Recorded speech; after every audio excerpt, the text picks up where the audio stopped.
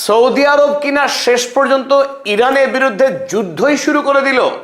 গতকাল রাতে আমেরিকার মিলিটারির সাথে হাতে হাত মিলিয়ে সৌদি আরবের সৈন্যবাহিনী ব্যাপকভাবে বোমাবাজি করেছে ইরাকি পিএমএফ মিলিশিয়ার সদর দপ্তরে। আর যে আক্রমণে 20 জন মিলিশিয়ার নিশ্চিত মৃত্যুর খবর পাওয়া গেছে এখনো পর্যন্ত। কিন্তু তাৎপর্যপূর্ণ ঘটনা হলো এই যে সৌদি আরব যদিও তেহরানের ওপরে বোমাবর্ষণ করেনি, ইরাকে বোমাবর্ষণ করেছে, তবে এই বোমাবর্ষণ একরকম ইরানের ওপরেই। কারণ যে পিএমএফ সেনার ওপরে সৌদি আরব বোমাবর্ষণ করেছে সেই পিএমএফ সেনা ইরানের প্রক্সি গ্রুপ, ইরানের আইআরজিসির দ্বারা পরিচালিত হয় এই মিলিশিয়া গ্রুপ। সৌদি আরব এবং ইরান গোটা মুসলিম বিশ্বের এই দুই প্রধান শক্তিকে তাদের মধ্যে লড়িয়ে দেওয়ার ষড়যন্ত্র করছিল আমেরিকা যুক্তরাষ্ট্র দীর্ঘদিন ধরে। বিশেষ করে ইরান যুদ্ধে প্রথম থেকেই ডোনাল্ড ট্রাম্প চেয়েছিলেন সৌদি আরব যেন সরাসরি ইরানের বিরুদ্ধে যুদ্ধে নামে, আর সেই ঘটনাই কিন্তু গতকাল রাতে ঘটতে শুরু করলো। ইরান যখন মার্কিন যুক্তরাষ্ট্রের বিরুদ্ধে লড়াই করছে মধ্যপ্রাচ্য থেকে তার সমস্ত সামরিক ঘাঁটি গুটিয়ে দেওয়ার দাবি নিয়ে, তখন সৌদি আরব সেই মার্কিন সেনাকে সঙ্গী করে ইরানি প্রক্সি গ্রুপের উপরে ঝাঁপিয়ে পড়ছে, নির্বিচারে খুন করছে। অথচ এই সৌদি আরব যখন আমেরিকা গাজাতে গণহত্যা চালাচ্ছে, লেবাননে যখন ম্যাসাকার চালাচ্ছে, তখন নির্বিকার থেকেছে দীর্ঘকাল ব্যাপী। আর মধ্যপ্রাচ্যে এই জুলুমের বিরুদ্ধে যখন ইরান একের পর এক প্রক্সি গ্রুপ তৈরি করে মার্কিন সাম্রাজ্যবাদ এবং আধিপত্যবাদের বিরুদ্ধে লড়াই করছে, সেই সাম্রাজ্যবাদ বিরোধী এবং আধিপত্যবাদ বিরোধী ইরানি লড়াইকেই দেগে দেওয়ার চেষ্টা করছে সৌদি আরব।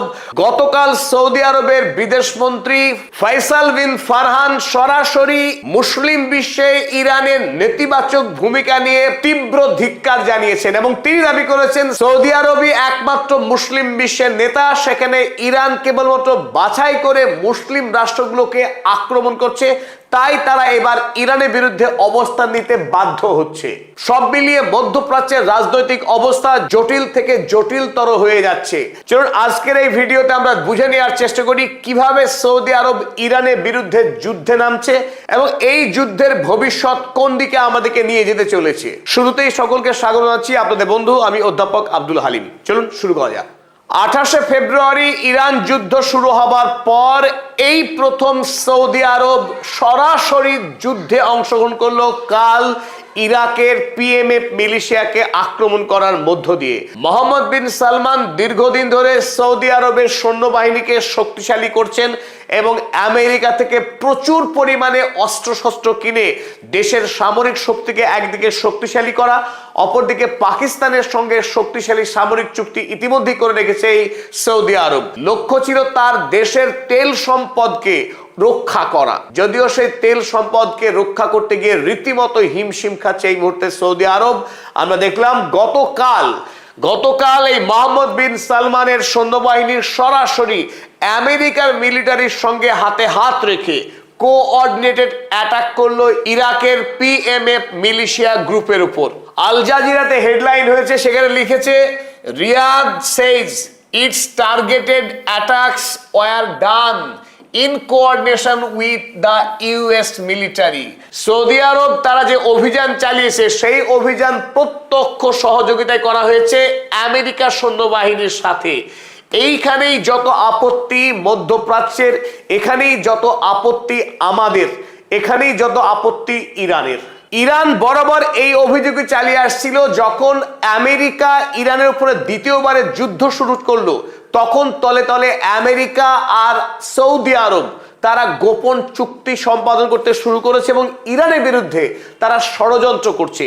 এই কারণেই ইরানের একাধিক প্রক্সি গ্রুপ সৌদি আরবকে শাস্তি দেওয়ার জন্য আক্রমণ শুরু করেছিল। ঝুলি থেকে কিন্তু সাপ বেরিয়ে এলো ঠিক এই ঘটনাতেই। তার জবাবে অর্থাৎ সৌদি আরবের তেল খনিতে হামলা করার জবাব দিতে গিয়ে সৌদি আরব ডেকে আনলো কাকে? আমেরিকাকে।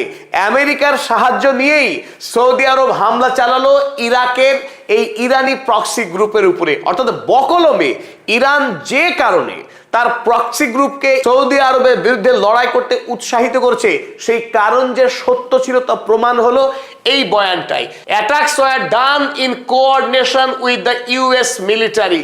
সৌদি আরব যদি সত্যিকারে একটি স্বাধীন সার্বভৌম রাষ্ট্র হয়ে থাকে তবে সে নিজেই লড়াই করুক এই সমস্ত মিলিশিয়ার বিরুদ্ধে। নিজে লড়াই না করতে পেরে আমেরিকাকে ডেকে এনে মধ্যপ্রাচ্যে অশান্তি তৈরি করা যে কাজ করছে এই রাষ্ট্রগুলো, এদের বিরুদ্ধে ইরান